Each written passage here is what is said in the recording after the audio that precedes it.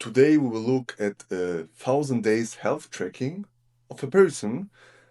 And yeah, let's get excited and watch what is the result. Share the actual dangers. I've been wearing wearables for over 3 years now, and today I want to share the actual dangers of what can happen if you buy one of these devices, the things that can actually change your life and maybe make it better, and generally what I've learned wearing these devices over the past few years. Let's get into it. This video is sponsored by Momentous, more on them later. So I bought my very first wearable, which was actually the Oura Ring, in December of 2018. I got it sometime by February 2019, and I just keep putting on devices on my wrists. I've got the Whoop on my bicep. I've worn continuous glucose monitors. I have a ton of videos on my channel if you want to go watch those, diving into detail about each of the wearables. Today, I want to take a higher level approach and just share my journey over the past few years, what I've learned, and kind of things that you should watch out for, especially if you're just getting into the wearable world. The first I personally never used a watch or something or gear to track myself. I always had just an walking app to count my steps. So I have my 10,000 steps for the day, but not more. I think this guy will lead us into a new world of tech, of applications that can be useful for health, but this is not the must because it's also have some dangers that I will talk about later. thing I want to talk about is kind of the life cycles of what happens when you buy a wearable. The first time you buy it, there's the novelty, the excitement factor, kind of the obsession and the energy around the data, the numbers, using the device becomes a big part of your life. And you're like, oh, every single metric matters. And when you see a number, I don't know what it is, but as a human species, I think we just want to optimize. So you're like, how can I get a better deep sleep? How can I get a better resting heart rate? How can I get a better HRV? And this first phase is what I like to call the obsession phase, where I personally, and I think most people that I've seen, get obsessed over the numbers and they try to optimize every single thing. After a few months of that is phase 2 of 3, which is kind of the education phase. You start to understand different behaviors in your life and how they impact your biometrics. So maybe it's drinking alcohol affects your sleep, drinking coffee too late can impact your heart rate during sleep, and finally getting educated on things that you maybe did realize or didn't realize could negatively or positively impact your day-to-day. And the final So here we can clearly see that it has benefits for our daily life. For example, to watch how much we on the phone, how much sugar we eat, how much steps we take, how I mentioned before, or all in this direction what influences our daily life on a regular basis. final stage is phase 3, where you're like, all right, I learned everything. I know what the wearable tells me. I know if I do this, then Y is going to happen on my wearable device. And at this point, most people decide, I don't need to wear this device anymore. I'm going to cancel my subscription. I'm going to stop using the product, and it just becomes a paperweight inside of a drawer. There are the select few who, like me, just keep adding more wearables and they just nonstop wear them every day. So just be aware that this is kind of the life cycle and the phase that you might go through when you do purchase one of these. Now, what are the dangers of actually having a wearable device? Now, having tracked a lot of things about my health, whether it's with wearables, things by my bed, things that I wear day to day, things that I kind of use, whether it's a smart scale, what are the dangers of actually incorporating all this data into your life? So if you ever watched one of my first videos in 2018, I think I talked about the Oura Ring. The very first thing I mentioned in that video was ortho insomnia. And I'm pretty proud of myself that I stuck to that from the beginning. And what ortho insomnia is defined as is once you start capturing this data, it gives you a little bit of anxiety, which then actually ruins your sleep. So if you know that you're the type of personality where once you start to get data, you realize, oh my, I'm not sleeping that well. And the data is now telling you you're not sleeping well. So then you get anxious about that. And then you don't. Oh, that is a thing that maybe I were not aware of, because if I don't use this, I can't have this danger. So I don't have to track my perfect sleep with data, with things that shows me I slept so deep and so less and so on. And so I didn't knew that this was a thing, but I can understand this. It makes sense because you want to optimize yourself, optimize your sleep, and it's not just for fun, it's to be a better version of yourself. And I think that's a big thing that we have to implement in our life. But if you fell into this danger to think about it so much that every data, every number on the phone, on the wearable, yeah, maybe affect your mood, who knows, then this can be more negative than positive. Because then you will think about the perfect sleep, about the number what it means, what it is. There is something, a cause for this. Who knows? Who knows?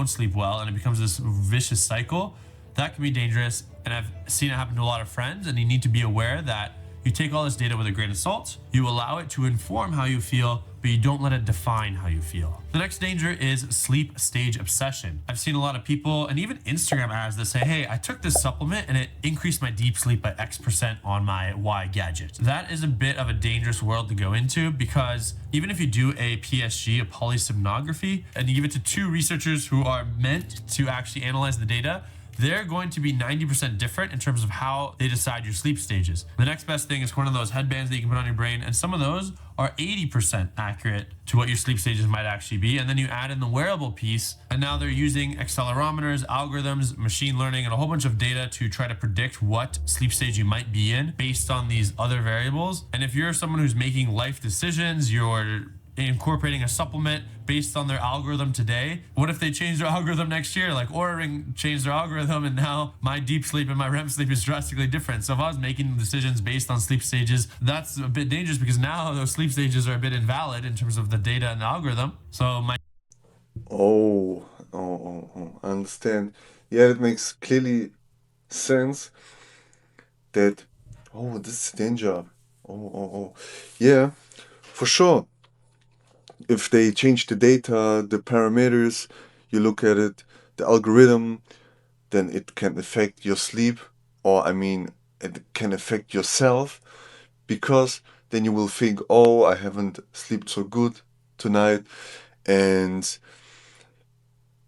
yes, how you think, it changes everything. How you think, it has to be adapted to the new algorithm, so you can decide, is it good, is it bad, and you have to collect some data, a few days, maybe a few weeks, to see the differences about the new algorithm. This is a crazy world right now. Who could know that we will live in this world and have so much things we can worry about?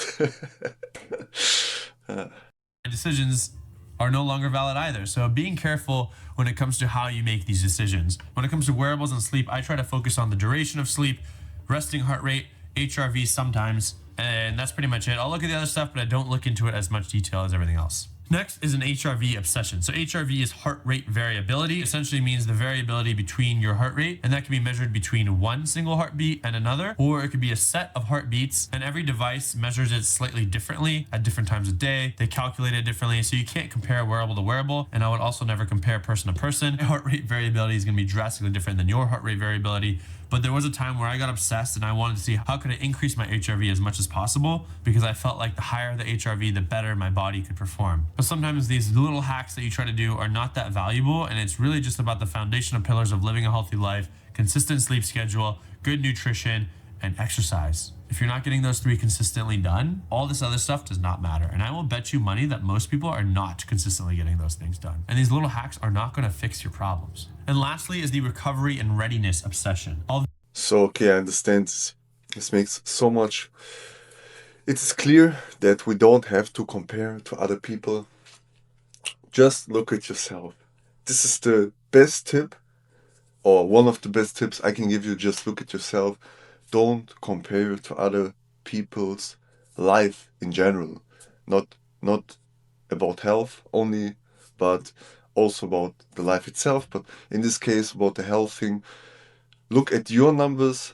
Only focus on your optimization for your body and not for others. Don't think, oh, he has a less heart rate, he has a more heart rate, whatever. It doesn't matter. The only thing that you improve yourself, and it's not your job to compare to others, because that can be good, it can be bad, but in most of the cases, just avoid it so you have a better life and a better mind. Though these values can be helpful, I do like that the ordering will tell me, hey, did you eat close to bedtime last night? Or did you drink alcohol? Your heart rate is elevated. I love those insights because they kind of give me a little nudge. I would not obsess over them. It's so easy to be like, wow, my readiness score is low today. My recovery score is low today on my Whoop.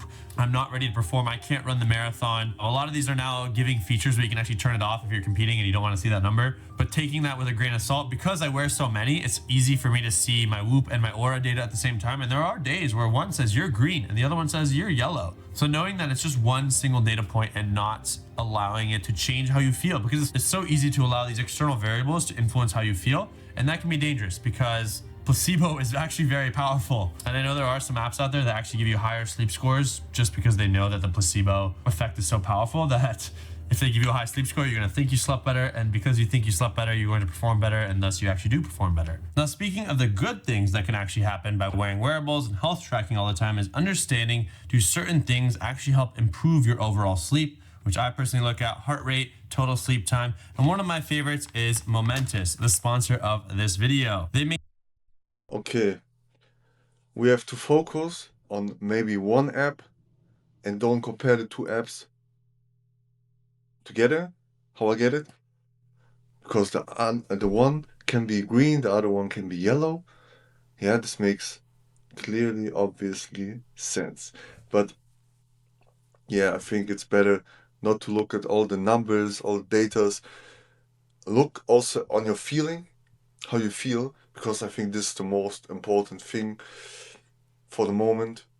And just don't ruin your day, your emotions, your mood, just for one data on the phone, on the wearable, whatever, just because it told you, oh, you have only this heart rate, you had only this amount of REM sleep. This is not so important. In the long term, you can collect all the data, but if one day is better than the other or more worse than the others, it doesn't affect your life. So don't think about it so much. I will skip the ad here. XY behavior actually helping my sleep, my fitness, whatever it is. So because I focus specifically on resting heart rate, HRV, and total sleep time, I use those metrics to see if a supplement that I take before bed actually helps or doesn't help my sleep at night. And I think that's one of the valuable components is it creates this lifestyle accountability. So I know if I drink alcohol, even as like 1 or 2 glasses of wine before bed, my resting heart rate spikes through the roof. And I can even see my HRV and resting heart rate, the point at which kind of the alcohol gets out of my system. It's usually a couple hours within the night, depending on how many drinks I've had. So now I try to be intentional with, hey, if I'm going to practice this unhealthy behavior, I'm doing it intentionally and I know it's going to mess up my numbers, or I know that it's going to mess up my numbers and I'm like, tonight's not the night. I prefer not to do that to my body. And the second variable to that is like caffeine intake. I stop taking caffeine after 2 p.m. every day because I know if I drink caffeine too late, I will also have an elevated resting heart rate when I'm sleeping at night. I love that these wearables can create this. I think in the one of my last videos I created, I also said after 2 p.m., no coffee, please. And he's just, yeah, saying the same thing. Funny. But yeah, I think he says the truth to, yeah, just focus on some things in your life like alcohol before the bed. It's crazy that you can look at the numbers and look how you slept and how it increased and get out of your system. This is, oh, I'm shocked, but in a positive way because you can see how it really affects your body and not just a little bit feeling or just a little bit sleepy the next day. It really shows you data when at how much PM or AM it's changed, the data, the information, the algorithm. What did your body did in the few hours before? You can look at your body in another view. I am very impressed of this, and maybe I should test one of these things too. Who knows? Maybe next time you will see me with one of these variables. accountability factor for slightly negative lifestyle behaviors. I think behavior change is really important, and when you have a device that can help drive a specific behavior change, these devices are very good at mitigating alcohol usage and mitigating caffeine intake later in the day. And they can be also valuable to experiment with different kinds of sleep protocols to see if that actually changes how you slept that night. Next is stand alerts. I think sitting down for a long period of time is not ideal for the body. You want to be doing a mix of sitting and standing. And as most people in our society, I think we sit a lot more than we should. So to find a healthy balance between the two, I do get stand notifications from my Oura Ring, my Apple Watch, and that reminder to just get up, move around, get some blood flow in my legs is really valuable, like once again, to drive positive behavior change. The next good thing is when it yells at me for lack of exercise in most scenarios. So if I'm ill, it's okay to be lack of exercise, and we kind of need a feature for that. Some of them have like rest modes and things like that. But for the Garmin, it will tell me, hey, you're detraining, or you're maintaining, or you're overtraining. Whoop will say, hey, you're overstrained, or you're understrained. So for me personally, I think the Garmin and the Whoop have really helped push me and drive me to do more cardiovascular workouts and just maintain my fitness overall. Even seeing the cardio fitness variable on my Apple Watch and knowing my VO2 max is declining, it reminds me, hey, we need to get back out there. We need to do some cardio respiratory fitness workouts to just maintain my fitness as much as possible. So as much as I don't obsess over the numbers and I don't try to get the highest VO2 max possible, I do use that variable to keep me accountable. And So this is a very big thing that's that shows you that you're sitting for too long. Wow, this is a very great feature, I think, for all the people that sit a long time in the chair, working in the office. That's a good reminder. That's a very good reminder. They just get a notification. I don't wear a Apple Watch or whatever at the moment, but this is a very great feature. And also about fitness, that it reminds you, hey, you have to go do some exercise, or you are doing too much exercise. This is just great. It's just great. Well, what can I do to say more at the moment? maintain a decent level of fitness and not over obsess over it all. The next one is illness detection. This one is very fascinating. It's probably doesn't apply to a lot of people all the time, because I really hope you're not ill. But there are periods where I've noticed, actually a couple weeks ago, I had my wearable said I had a slightly elevated temperature, whether it was skin or body temperature, and I felt a little off, and I was like, oh, I'm probably getting sick. Let's be smart with what's going on. When I get this information, it helps me be a little bit more preemptive with like, all right, let's increase our vitamin C, zinc, and magnesium intake, whatever it is, to strengthen my immune system as much as possible in this last minute scenario as we can, so that way I can minimize the length of the illness. This specifically was really critical when I got COVID like 2 years ago. I was like, hey, I'm fine. I feel a little fatigued, tired. I have a kind of a cough. But my wearables were like, your respiratory rate is very high. You have a temperature that's increased. And I was like, fine, let's test for COVID. And I actually did have COVID. So because of the wearables, I did end up testing myself, because I was like, oh, I'm macho. This is fine. I'm not that sick. And I did end up wearing a mask and doing all that because my wearables inspired me to get the test in the first place. And another big thing, especially for wrist-worn wearables, Dr. Mike talks about if you wear them for too Oh, it detects fever. It detects COVID. And it's measuring or detects the body temperature. This is also a crazy feature. I think I'm living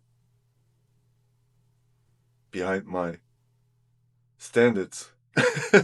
I have to test this. I have to really test this. I think I will test this for a few weeks, and then maybe I will come back with a result. Who knows? It's so interesting to me right now to check this out. Who knows if I will get one of these forever, or it will disappoint me. Who knows this? But at the end of the day, it will give me an experience that I will not forget, I think.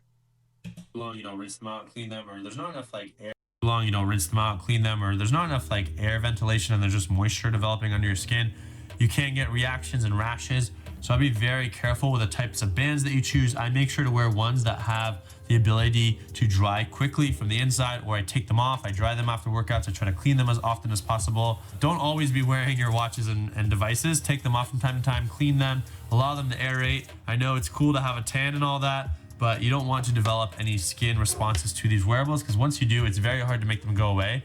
and you might not be able to wear a wrist-worn device after that. But yeah, I've tested blood glucose monitors, even air quality monitors. It's so easy to get obsessed with like, oh my CO2 levels need to be under 500, but now they're at 800, and now I'm stressed because I need to go open the window, increase the air quality so that way I can be more productive. Overall, what are my final thoughts? Be careful when you first get your wearable. Don't over obsess over the numbers. Take it all with a grain of salt. Use it as guidance and know that it's not perfect. And define the actual goals. Like most people say, which device should I get? Define the goals that you're trying to optimize for. Maybe it's getting better sleep. Maybe it's working out more. Pick that goal and then find the device that best fits you.